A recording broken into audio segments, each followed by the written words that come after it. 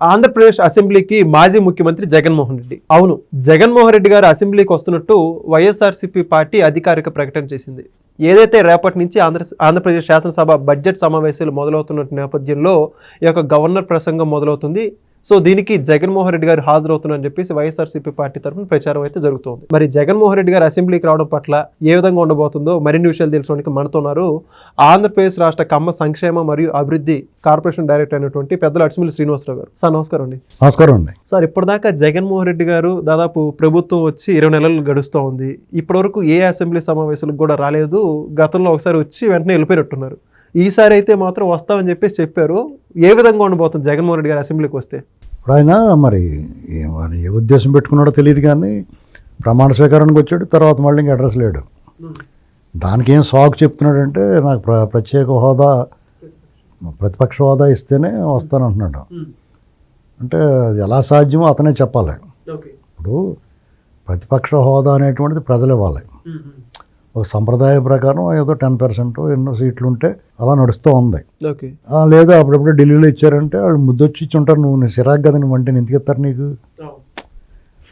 అలా మాట్లాడకుండా మన వాళ్ళు అది కాదు ఇది కాదు నాకు చెప్పి ఎందుకు ఇవ్వాలి? నీకు తగినన్ని స్థానాలు రానప్పుడు నీకు ఎందుకు ఇవ్వాలి? నువ్వు ఉన్న వాళ్ళతో వచ్చి మాట్లాడు. నీకు ఉండే సమయం నీకు ఉంటుంది. ఇప్పుడు నీకు చిత్తశుద్ధి ఉండి, ప్రజల పట్ల బాధ్యత ఉండి, ప్రజల పట్ల కన్సర్న్ ఉండి నువ్వు ఏమన్నా వాళ్ళ గురించి, వాళ్ళ సమస్యల గురించి మాట్లాడాలి, లేకపోతే అధికార పక్షం చేస్తున్న తప్పుల్ని ఎత్తి చూపాలి, వాళ్ళని నిలదీయాలనుకుంటే నువ్వు ఒక్కడైతే కూడా రావచ్చు. చంద్రబాబు నాయుడు గారు ఒక్కడు కూడా వచ్చిన రోజులు ఉన్నాయి. మీరు మిగతా వాళ్ళందరినీ సస్పెండ్ చేస్తే ఆయన వెళ్ళిపోవచ్చు, కానీ నేను ఒక్కడే నిలబడి మాట్లాడాడు కదా. మీరు అంతమంది 151 మంది పైకి ఇక్కడ నేను తీసుకున్న 3-4 వాళ్ళతో కలిపి 155 మంది ఆయన మీద ఏకపక్షంగా దాడి చేస్తే ఒక్కడో ఎదుర్కొన్నాడు కదా. అంటే నువ్వు పైకి చెప్పినంత ధైర్యవంతుడు గట్ట కాదు, పిరుకోవడం అన్నమాట. అదే స్పష్టమవుతుంది. లేదా ఒక రకమైన ఇన్ఫీరియారిటీ ఉంటుంది. అది ఎన్నికలు జరిగి ఫలితాలు వచ్చిన తొలినాళ్లలో ఆ ఇన్ఫీరియారిటీ ఉండొచ్చు కొంత. ఏంటి, ఘోరంగా ఓడిపోయాం, కొంచెం అవమాన భారం, ముఖం చూపించలేకపోవడం ఉంటాయి. 19 నెలలు అయిపోయింది కదా. నువ్వు కూడా జనజీవన స్రవంతిలో కలిసిపోయావు, సిగ్గు లేకుండా పర్యటనలకు వస్తున్నావు. ఆ పర్యటనకు వచ్చి దింతగా అడగండి మళ్ళీ. అవన్నీ కూడా అసంబద్ధమైన, అసలు అవసరం లేని పర్యటనలు చేస్తున్నాడు అతను. సమాజం ఒప్పుకొని, సమాజం హర్షించని, ఆహ్వానించని పర్యటనలు అన్నీ. చైన్ స్నాచర్స్, రౌడీ షీటర్స్, జైల్లోకి వెళ్ళి లేకపోతే బచ్చిబూతులు తిట్టిన వాళ్ళకి, గంజాయి బ్యాచ్లకి, ఇలాంటి వాళ్ళందరూ పర్యటనలు చేస్తాం, బందిపూడి దొంగలకని. ఇలాంటి పర్యటనలు చేస్తున్న వాడికి అసెంబ్లీ రావడానికి అభ్యంతరం ఏముంది? నువ్వు అధికారంలో ఉన్నాడు పరదాలు కట్టేసుకుని, చెట్లు కొట్టించేసి, ఎవరికీ కనపడకుండా దాక్కుని వెళ్ళావు. ప్రతిపక్షంలో ఉన్నవాడు మాత్రం ఏ నియమ నిబంధనలు పాటించకుండా అన్నీ ఉల్లంఘిస్తూ వస్తున్నావు బయటికి. అసలు నీ క్యారెక్టరే పెక్యులర్.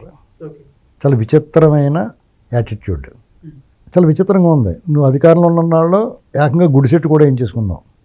గుడిసెట్టు కాదు, గుడి సెట్టింగ్. అసెంబ్లీ సెట్టింగ్ ఏం చేసుకుని సచివాలయంలో మాట్లాడుతున్నట్టుగా బిల్డప్ ఇచ్చావు. అంతే కదా, ఎక్కడికి కదిలివాడు కాదు. అప్పుడప్పుడు ఈయన లేకుండానే కుయ్యమని వెళ్ళి వచ్చి అన్నమాట నా అనుమానం. అసెంబ్లీ జరిగినప్పుడు మాత్రమే వెళ్ళి కూడా అందులో కనపడాలి. కాబట్టి ఇలాంటి పరిస్థితుల్లో రాలేదు. స్పీకర్ గారు, గౌరవ స్పీకర్ గారు, డిప్యూటీ స్పీకర్ గారు, ముఖ్యమంత్రి గారు, పవన్ అందరూ కూడా నేను రావాయ బాబు చర్చిద్దాం, ఏదైనా ఉంటే రోడ్డు మీద కాదు సభలో మాట్లాడదాం. సభలో మాట్లాడిన దానికి ఒక ఆథరైజ్డ్, అది దానికి విలువ ఉంటుంది, రికార్డ్ అవుద్ది. నువ్వు లేవనెత్తిన సమస్య స్వరం చిన్నగా ఉన్నా, ధ్వని సరిగ్గా లేకపోయినా, స్పష్టత లేకపోయినా నువ్వు మాట్లాడిన దాంట్లో ఖచ్చితంగా రికార్డ్ అవుద్ది. ఆ పాయింట్ చర్చకి తీసుకుంటారు, మాట్లాడతారు, సమాధానం చెప్పి తీరాలి. నువ్వు అది వదిలేసి రోడ్డు మీదకి వచ్చి నువ్వు అలాగే ఇలాగని మాట్లాడుతూ ఉంటావు. ఏది మాట్లాడినంటే సభలో పచ్చి అబద్ధాలు మాట్లాడడం కుదరదు. నీ ఇష్టమైన అబద్ధాలు మాట్లాడితే నువ్వు ఒక్కడ ఉంటావు, 100 మంది ఉంటారు. కాబట్టి సమాధానం చెప్పలేము మనం అనేటువంటి భయం ఉంది. నిజం అనేటువంటిది, నిజం మాట్లాడేవాడు ఒక్కడైనా 100 మంది అయినా ఒకలాగే ఉంటుంది బలం. నిజానికి ఉన్న బలం అది. నీ గొంతులు ఒక్కలేరు నువ్వు నిజం మాట్లాడితే. వాళ్ళ చేతుల బలం సరిపోదు, అబద్ధం తాలూకు చేతుల బలం సరిపోదు నిజం నొక్కడానికి. ఒక ఆథరైజ్డ్గా అధీకృతంగా ఉన్న సభలో మాట్లాడాలంటే నిజానికి చాలా బలం ఉంటుంది. బయట నీ నోటికి వచ్చినట్టు ఎవరు పడతాడు మాట్లాడు, బోడని కుక్కలు మురుగుతాయి. అలా అందులో దాంట్లో మిగిలిపోతాం మీరు.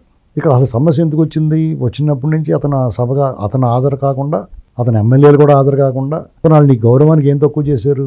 మేము అసెంబ్లీ గేట్ దగ్గర దిగి రావాలి మామూలు ఎమ్మెల్యే ఎవరిని, సాధారణ ఎమ్మెల్యే. వాళ్ళ ప్రివిలేజ్ లేకపోతే నువ్వు మాజీ ముఖ్యమంత్రిగా ప్రతిపక్ష హోదా లేకపోయినా మీ వాళ్ళు వచ్చి రిక్వెస్ట్ చేస్తే అక్కడ దాకా వచ్చేస్తాడండి, ఇక్కడ ఇలా దిగి గబకం లోపల దూరేస్తాడంటే సరే అన్నారు. వాళ్ళు బాగానే స్పందించారు కదా అనుకూలంగా సానుకూలంగా.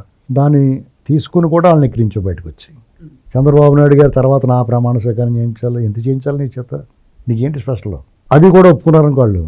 చంద్రబాబు నాయుడు గారు ఢిల్లీ వెళ్ళినప్పుడు నాకు ఇవాళ ముఖ్యమంత్రి అని అడుగుతాడు.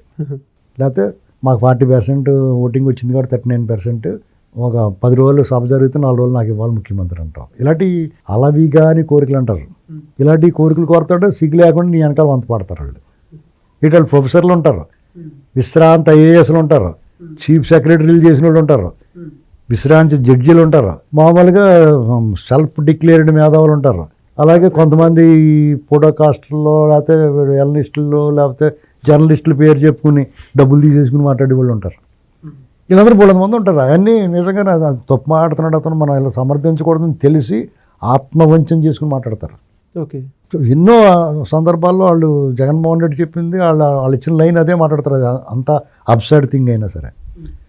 ఇలాంటి పరిస్థితుల్లో అతను ఎగ్గొట్టేసాడు. వాళ్ళు ఎమ్మెల్యేలు కూడా రావడం అన్నారు. అప్పుడు ఈ స్పీకర్ గారు వాళ్ళు ఇలా మానేస్తే కుదరదు, స్కూల్కి రాకపోతే విత్తిహేళ్ళ నువ్వు స్కూల్ విద్యార్థి అయ్యి నీకు హాజరు సరిగ్గా రాకపోతే నీ పరీక్ష రాయడానికి నీకు అర్హత ఉండదు, విత్తిహేళ్ళని పెడతారు అనే కదా. తర్వాత నువ్వు ఆ క్లాస్ ప్రమోషన్ వచ్చినప్పుడు మామూలుగా 7th క్లాస్కి 10th క్లాస్కి పబ్లిక్ ఎగ్జామ్స్ ఉండి, 6వ తరగతి 8వ తరగతి 9వ తరగతికి పబ్లిక్ ఎగ్జామ్స్ ఉండి కాదు. నువ్వు హాజరు మీద నువ్వు ఫైనల్ పరీక్షలు రాసిన తర్వాత మార్కులు ఎలాగ వచ్చినా కానీ ప్రమోషన్ ఉండేది. ఒకవేళ నీ హాజరు సరిగ్గా లేదనుకో నేను విత్తిహేళ్ళని పెట్టి కొన్నాళ్ల పాటు నువ్వు ఎన్ని రోజులైతే నువ్వు అక్కడ మిస్ అయ్యావో అన్ని రోజులు నువ్వు 8వ తరగతిలో ఉండాల్సి వచ్చేది. తర్వాత 9వ తరగతిలో ప్రమోట్ చేసేవారు. మరి నీకు ఎలా ఎగ్జామ్కి నిన్ను పర్మిట్ చేయాలి? నువ్వు మళ్ళీ నెక్స్ట్ నువ్వు పోటీ చేయాలంటే నువ్వు ఎంతగా నువ్వు పోటీ చేసి ఎమ్మెల్యే అయినా కానీ రాలేదు కదా, ఎందుకు నీకు వెళ్ళిపోవని చెప్పాలి. అలాగే చెప్తా ఉన్నారు వాళ్ళు. పైగా అప్పుడు దాకేందుకు ఇప్పుడే తీసేస్తావు నేను అన్నారు.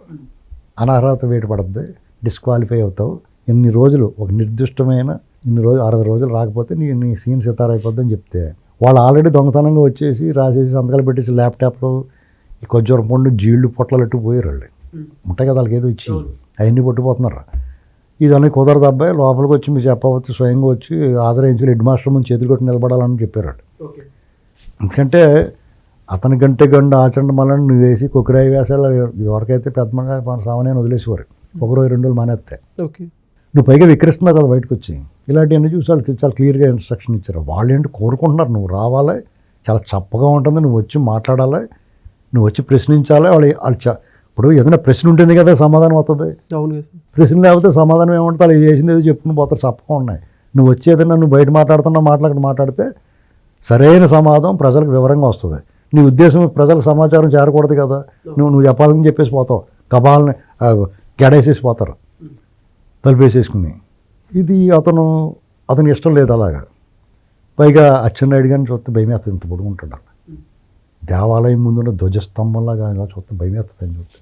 ఓ పక్కన పవన్ కళ్యాణ్ గారు, చంద్రబాబు నాయుడు గారు, వాళ్ళ అన్న మాటలు గుర్తుకొస్తూ ఉంటాయి. లోకేష్ గారు ఆయన చూస్తే ఇలాంటి మనిషిని మనం ఎలాగనేసి భలే ఉన్నాడు చక్కని అనుకుంటూ ఉంటాడు. కుళ్ళు వచ్చేద్దాయి తనకన్నా బాగా కనపడిన వాళ్ళు అంటే చూడలేడు. కళ్ళు పెట్టుకుంటేనే రాజశేఖర్ని వద్దన్నాడు కదా, హీరో రాజశేఖర్ని. ఇతనేమో కత్తిలా కనపడుతుంటే ఏమో భలే ఉన్నాడు రా బాబు, నేను ముసలిని అయిపోయినా గుర్తుకొస్తా ఉంటుంది ఏజ్. ఇంకా మిగతా ఎమ్మెల్యేలు వాళ్ళని మాటలు అనిపించినాయి, వాళ్ళని తీసుకెళ్ళి కొట్టినవి అన్నీ గుర్తుకొస్తాయి. వాళ్ళు మామూలుగా పసుపు కండువ ఎలా వేసుకున్నా కానీ ఇతను నేను విక్రించినట్టు అనిపిస్తూ ఉంటుంది. వాళ్ళు మామూలుగా తలగొక్కున్నా కానీ ఇతను ఏదో అన్నారు అనుకుంటాడు. పైగా ఎదురుకుండా రఘురామకృష్ణరాజు గారు ఉంటాడు. ఆయన చూడగానే ఆ దురాఘాతం అంతా గుర్తుకొస్తుంది. ఇలాంటి బాధలు అనిపించలేక అతను మదన పడిపోయి ఎందుకు వచ్చిన కూడా మానేస్తున్నాడు.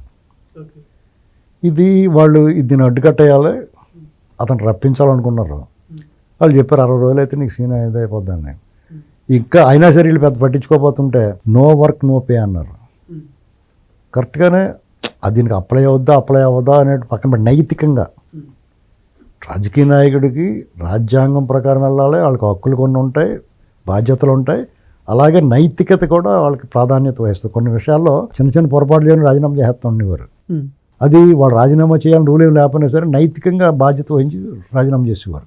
అలాగే కూడా నువ్వు నీ బాధ్యత, నీకు ప్రజలు అప్పచెప్పిన బాధ్యత, నువ్వు ఎమ్మెల్యేగా పులివెందుల ఎమ్మెల్యేగా వచ్చి పులివెందులకు సంబంధించినవి కాక రాష్ట్రానికి పార్టీకి అధ్యక్షుడు కాబట్టి రాష్ట్ర సమస్యల మీద కూడా ప్రస్తావించి మాట్లాడాలి. ఒకవేళ ప్రభుత్వం పొరపాటు చేస్తుంటే దాన్ని సరిచేయాలి, అవసరమైతే విమర్శ చేయాలి, నిలదీయాలి. ఇవన్నీ మానేసినప్పుడు బాధ్యత లేనుండే కదా.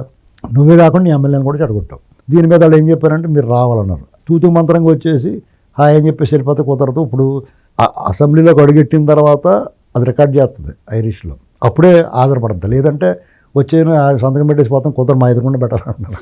ఏంటండి ఇలాంటి ఎన్ని రూల్స్ మార్చేస్తున్నారు వాళ్ళు. ఇది కొంచెం అతనికి మింగుడు పట్ల. సరే మళ్ళీ ఏం నిర్ణయించుకున్నాడు కానీ ఇప్పుడు వద్దాం అనుకున్నాడు.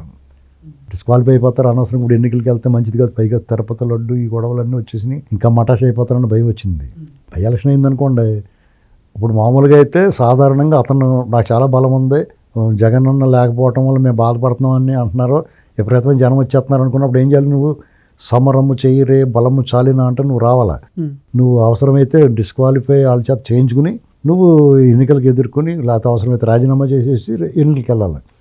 మరి ఇల్లే కదా ఇది వరకు ఒకసారి పాదయాత్ర చేసి అప్పుడు టైంలో కాంగ్రెస్కి వ్యతిరేకంగా అలాగే మొత్తం అందరూ రాజీనామా చేసి వెళ్తే అవి ఉన్నాయి కూడా పోతాయేమని భయం. పొరపాటున ఆ మెజార్టీ తగ్గినా, నువ్వు గెలిచినా కానీ మెజార్టీ తగ్గితే కూడా నీకు మైనస్ అయిపోద్ది. ఇన్ని ప్రతికూల పరిస్థితుల్లో నీకు ఇంత అవసరమా ఈ ఓవర్ యాక్షన్? మూసుకుని అసెంబ్లీకి వెళ్ళి ప్రజల కాలం నువ్వు అన్నావు కదా, కళ్ళు మూసి తెరిస్తే గడిచిపోద్ది అన్నావు కదా, అలాగే కళ్ళు మూసి తెరిచి గడిపేయచ్చు కదా. తిడతారు, నువ్వు తిట్టలేదా? ఒకవేళ నీ అంత కుసంస్కారాలు మాత్రం కాదు వాళ్ళు. ఒకవేళ ఎవరైనా నోరు జారినా చంద్రబాబు నాయుడు గారు అంటున్నా అదుపు చేస్తారు. పవన్ కళ్యాణ్ గారు కూడా చాలా పెద్ద మనిషిగా వ్యవహరిస్తారు. ఆ పగ ప్రతీకారాలు ఆయన బ్యాటరీ కూడా తీసాడు చంద్రబాబు గారు. అసలు ఎవరిని మాట్లాడట్లేదు. నువ్వు చాలా సేఫ్. ఏ రకంగా మాట్లాడినవారు మీ వాళ్ళు నువ్వు ఎంకరేజ్ చేస్తావు, బూతులు తిడితే ఆయన వెంటనే అడ్డు కట్టేస్తాడు. ఇలాంటి పరిస్థితుల్లో నువ్వు ఎంత సేఫ్ జోన్లో ఉన్నావు. చంద్రబాబు నాయుడు గారు పాలన అంటేనే నువ్వు సేఫ్ జోన్లో ఉన్నట్టు. అలాంటి పరిస్థితులు నువ్వు అడిగట్టకుండా ఇది ఏ రకంగా తప్పించుకొని ఇప్పుడు 11వ తారీఖుని 11 గంటలకు వెళ్తూ వస్తారని అంటున్నాడు. వాళ్ళని అడిగాడంట. సరే వాళ్ళు సానుకూలంగా స్పందించారు. గుమ్మం దాకా వచ్చేసి గబక్క దిగేసి లోపలికి వెళ్ళిపోతాడు. ఎంతసేపు ఉంటాడా ఉండడా అనేటువంటి చర్చ నడుతుంది. మీరు అన్నట్టుగా కాగితాలు చింపేసి వాళ్ళు గవర్నర్ గారు కాగితాలు చింపేస్తే వెంటనే బొక్కలు ఆయన పర్మిషన్ ఇచ్చి అతడు వేసుకోండి పర్లేదని ఆయన అడుగుతారు కదా వెళ్ళిళ్ళు. గవర్నర్ ప్రసంగంలో అలాంటి చేస్తే మా పర్సనల్గా కూడా సరిగా వద్ద వాళ్ళకి అమ్మ నన్ను ఇంత అవమానించాడు అనుకుంటారు కదా. మనసులో ఏదో మూల ఉంటుంది కదా, చివుకుమంటుంది కదా. ఆ సంతకం పెట్టేటోడు అది గుర్తుకొచ్చింది అనుకో, టకాలమని సంతకం పెట్టి పంపించాడు అనుకో, అది 17A అది కూడా పనిచేది అంటే లోపల ఎత్తేస్తారు. ఇలాంటి పరిస్థితులు ఆయన లోపలికి వెళ్తే నేనేమనుకుంటున్నానంటే ఇది ఉంది కదా, ఆ రూల్ ఏదో ఉందంటున్నారు 60 రోజులు, అది ఇబ్బంది రాకుండా అందరు కలిపి వాళ్ళు గడుపుతారు అక్కడ. గవర్నర్ గారి ప్రసంగం అదే అవుద్ది, ఈయన కూడా గవర్నర్కి దండం పెడతాడు అని చంద్రబాబు గారు వీళ్ళందరూ షేక్ హ్యాండ్లు ఇస్తారు. అందరూ వచ్చి ఇతను కూడా ముసిముసి నవ్వులు అవ్వకుండా సిగ్గుపడితే షేక్ హ్యాండ్ ఇస్తారు, అయిపోద్ది. తర్వాత నుంచి వెళ్ళటం మానేయచ్చు. నేనేమంటానంటే అది కరెక్ట్ కాదు. ఇప్పుడు సాధారణంగా అసెంబ్లీలో ప్రతిపక్షాలు గొడవ చేస్తూ ఉంటాయి, నిరసన వ్యక్తం చేస్తూ ఉంటాయి. కొన్నిసార్లు ప్లే కార్డులు చూపిస్తూ ఉంటారు. బ్లాక్ షర్ట్లు వేసుకుని నిరసన చేయడం, బ్లాక్ షర్ట్లు వేసుకెళ్తారో లేకపోతే రకరకాల వేషాలు వేసుకుని వెళ్తారు. ప్రభుత్వం ధరలు పెరిగినా లేకపోతే ప్రభుత్వం ప్రజా వ్యతిరేక నిర్ణయాలు తీసుకుందనుకున్నా, వాళ్ళ పాలసీలు మార్చినా అనేక సమస్యలు ఉంటాయి. వాటిల్లో నిరసన వ్యక్తం చేస్తారు, వాళ్ళు అసంతృప్తి వ్యక్తం చేస్తారు. ఒప్పుకోకపోతే స్పీకర్ పోడియం దగ్గరికి వెళ్తారు, అక్కడే ధర్నా చేస్తారు, అధికార పక్షాన్ని మాట్లాడినెవరో గొడవ చేస్తారు, అడ్డుకుంటూ ఉంటారు. ఇవన్నీ జరిగినప్పుడు ఏం చేస్తారు, వాళ్ళు సస్పెండ్ చేస్తారు. సస్పెండ్ చేసిన వీళ్ళు అలా పోతే మార్షల్స్ వచ్చి బయట పట్టుకెళ్తారు. నేనేమంటానంటే ప్రభుత్వానికి నా విజ్ఞప్తి ఏంటంటే గౌరవ స్పీకర్ గారికి, డిప్యూటీ స్పీకర్ గారికి, సభానాయకుడు చంద్రబాబు నాయుడు గారికి, డిప్యూటీ సీఎం గారికి, అలాగే ఆంధ్రప్రదేశ్ మంత్రివర్గానికి నా విన్నతి ఏంటంటే రాష్ట్ర ప్రయోజనాల కోసం ఆరోగ్యవంతమైన అర్థవంతమైన చర్చ జరగడం కోసం, రాష్ట్ర సమస్యల్ని అసెంబ్లీలో ప్రస్తావించడం కోసం, మీ ద్వారా జవాబులు బయట ప్రపంచానికి తెలియటం కోసం మార్షల్స్ పెట్టి అతను అక్కడే ఉంచాలి. బయటికి వెళ్ళిపోతారంటే వెళ్ళనివ్వకుండా. మామూలుగా అయితే ఉంటానంటే బయటకి వేస్తారు, నిరసన వ్యక్తం చేస్తారు, చిన్న మాట మాట్లాడినా తీసుకెళ్ళిపోతారు. దానికి కారణం దాని రివర్స్లో వీళ్ళు వెళ్ళిపోతారంటే వెళ్ళనివ్వకూడదు. మీకు ఏమైనా కావాలంటే తెచ్చి పెడతాం ఎక్కడ తినండి అనాలి. ఒకవేళ క్యాంటీన్కి వెళ్ళినా కానీ కూడా ఇద్దరు ఎలా ఒక్కొక్కడికైనా ఒక్కో ఎమ్మెల్యేకి ఇద్దరు వెళ్ళి తినేసి దాకా 2 సార్లు అయిపోయింది నండి అని చెప్పి తీసుకెళ్ళిపోయి మళ్ళీ కూర్చోబెట్టాలి. స్కూల్లో ట్యూషన్కి కానీ స్కూల్కి కానీ వాళ్ళని పిల్లలు పేచీ పెడుతున్న వాళ్ళని రెక్కలట్టుకు తీసుకెళ్ళిపోయి కూర్చోబెడతారు కదా. మా చిన్నప్పుడు అలా తీసుకుపోయి ప్రైవేట్లో కూర్చోబెట్టి అల్లరి చేస్తుంటే ప్రైవేట్కి పంపించేవారు, లేదంటే స్కూల్లో కూర్చోబెట్టేసేవారు తీసుకెళ్ళి. ఒకవేళ స్కూల్ ఎక్కడితో కూడా 2-3 పంపించి తీసుకొచ్చేసేవారు. స్పెషల్గా ఉంచేవాళ్ళు, ఎప్పుడు శ్రద్ధ పెట్టేవాళ్ళు, తీసుకొచ్చి కూర్చోబెట్టేసేవారు. అలాగే వాళ్ళని ఆ అసెంబ్లీ సమావేశాలు అయ్యే వరకు కూడా వాళ్ళు కూడా గన్మ్యాన్లు అలాగే ఉంటారు. వాళ్ళు కాకుండా ఒక 2-3 మార్షల్స్ ఉండి, సార్ టైం అయింది సార్, రండి సార్ అని చెప్పి తీసుకెళ్ళి, అసెంబ్లీ టైం అయిపోయింది సార్, స్కూల్ టైం అయిపోయింది రండి అని చెప్పి తీసుకెళ్ళిపోతారు కదా. అలాగా అసెంబ్లీ టైం అయింది రండి అని చెప్పి తీసుకెళ్ళిపోయి కూర్చోబెట్టేసి అయిపోయిన దాకా వాళ్ళు చెప్పింది అధికార పక్షం చెప్పింది అంత తినాలి. వీళ్ళు చెవుల్లో దూది పెట్టుకున్నారు లేదో కూడా చూడాలి, తీసేయాలి అయ్యనే ఉంటే. ఎంత ప్రజాస్వామ్యాన్ని కాపాడటం కోసం ప్రతిపక్షాన్ని కూడా ప్రభుత్వంలో భాగస్వామ్యం, చర్చలో భాగస్వామ్యం చేయడం కోసం ప్రభుత్వం ఒక గేట్ దాటినా పర్లేదంటాను నేను. ఓకే. ప్రజా ప్రయోజనాలను ఉద్దేశించి కదా. ప్రజా సమస్యలని వాళ్ళు ప్రస్తావించకపోయినా వాళ్ళ చేత ప్రస్తావించేలా చేసుకుని వీళ్ళు సమాధానం చెప్పడం కోసం. నేను మాట్లాడిన దాంట్లో తప్పేం లేదు కదా. కొంత గీత దాటినా అది ఇది నా విజ్ఞప్తి. ఇలా చేయాలని కోరుకుంటున్నాను. అది కాబట్టి అతను నేను మానేస్తాను, ఒకరోజు వచ్చి వెళ్ళిపోతాను, పాదయాత్ర పనికిమాల పాదయాత్రలో నీ పన్ను చేయకుండా ఈపుకోకుండా ఇంకో చోట ఎక్కడ వెళ్ళెట్టుకుంటానంటే ఎలా కుదురుతుంది? నీకు ఈపుకోకమని డ్యూటీ ఇచ్చారు, ఈపుకోకాల ఏంటండి? ప్రజలు ఏం చెప్పారు? నీకు అసెంబ్లీకి వెళ్ళి మాట్లాడదాం ఆ సమస్యలో, నీకు పాదయాత్ర గట్ట ఏం పని లేదు, నీకేం పని లేదా నీకు అని చెప్పి, మాకు చాలా పని ఉందా, నీ రోజు నీ గోలెటు మాకు అని చెప్పి అంటున్నారు వాళ్ళు. నువ్వు మాట్లాడేది ఏదో అంబటి రాంబాబు గురించి నువ్వు వచ్చావు వాదాచరంగా, అసెంబ్లీలో మాట్లాడి వాళ్ళు తప్పు చేసి ఉంటే అధికార పక్షం ఒక కల్తీనయ్యా నకిలీనయ్యా దాని గురించి వాళ్ళు చేసిన తప్పు అనుకుంటే మాట్లాడు. దానికి మంచి అవకాశాలు అనుకుంటే ఈ అవకాశాలను వదిలేసుకుని అనవసరంగా సాక్షిలో తిరుపుండ్రాలు నామాలు పెట్టుకుని మాట్లాడుతాం, లడ్డులై పుట్టుకుని ప్రదర్శన చేయడం ఎందుకు అవసరం? ఇవన్నీ అత్యున్నత వేదిక రాష్ట్రంలో శాసనసభ, దాంట్లో మాట్లాడకుండా రోడ్డు మీదకి వచ్చి నువ్వు నీ గ్యాంగ్ శాతం మాట్లాడితే చూడడానికి ఎబ్బిట్టుగా లేదు, ఇంకా సన్నాసి అయిపోతలేదు ఏంటండి? అది వాళ్ళు చెప్పరేమో. వాళ్ళు ఎవరో 100 కోట్లు కొట్టేసిన స్ట్రాటజిస్టులు ఏం పీకుతున్నారండి? వాళ్ళు చెప్పాలి కదా, తీసుకున్న డబ్బులు న్యాయం చేయండి, ఇలా కాదు ఇలాగైతే మీరు ఇంక మళ్ళీ దెబ్బ అయిపోతారు, ఆ పథకం కూడా రావు, మళ్ళీ మాకు షర్ట్ పేరు వద్దు, మాకు బేరాలు పోతాయి, మళ్ళీ ఇంకోటి ఎవడ పెట్టుకోవడం మమ్మల్ని అని చెప్పాలి కదా. అవునా కదా? ఇప్పుడు చెప్తారు కదా కొంతమంది, ఇప్పుడు నువ్వు ఎవడని పెట్టుకుంటావు కాంట్రాక్ట్, నీ ఇష్టం చేయమండి, మేము అలా చేయం సార్, అలా చేస్తాం, మాకు షర్ట్ పేరు వస్తుంది అంటారు. పర్ఫెక్ట్ ప్రొఫెషనల్గా ఉండి వాళ్ళు అయితే నిజంగా వాడికి మెయిల్ చేయాలనుకుంటే అదే చెబుతారు. మెయిల్ చేయాలి కాదు, నువ్వు ప్రొఫెషనల్ అయితే నీ వర్క్లో ఇన్వాల్వ్ అయ్యి నాడు ఇష్టం చేయమంటే చెయ్యి. నువ్వు ఒక వంటాడు ఉంటాడు, నేను చెప్పినట్టు చేయండి చేయడు, నేను ఇలాగే చేస్తానండి, నా గుడ్డలు పోకూడదు అంటాడు, అలాగే చేస్తాను ఉన్నాయి. ఈ స్ట్రాటజిస్టులు కూడా ఉన్నాయి. ప్రతి ఓడి స్ట్రాటజిస్టులు 10 మందిని పోగేసేసుకుని వాళ్ళు మళ్ళీ సర్వేలు గిరివేలు అంట, వీళ్ళని కూడా విమర్శిస్తావా? ఇంత పద్ధతిగా స్వేచ్ఛగా పరిపాలించిన వాళ్ళని చూసుకోకపోతే పవన్ కళ్యాణ్ అలాగే అయిపోతాడు, వాళ్ళకి అసంతృప్తి ఇష్టం మాడుతున్నారు. అంత స్వేచ్ఛ ఉండేటప్పుడు ముఖం పగిలిపోయేది ఎవరికైనా. ఇది జగన్మోహన్ రెడ్డి అయినా లేకపోతే ఎవరైనా నీకు ఇచ్చిన బాధ్యత నువ్వు నిర్వర్తించకపోతే బలవంతంగా నిర్వర్తించేలా చేయాలి. చాలా చక్కటి ఆలోచన చెప్పేసి sir. Thank you so much. Please subscribe to Leo news for more videos.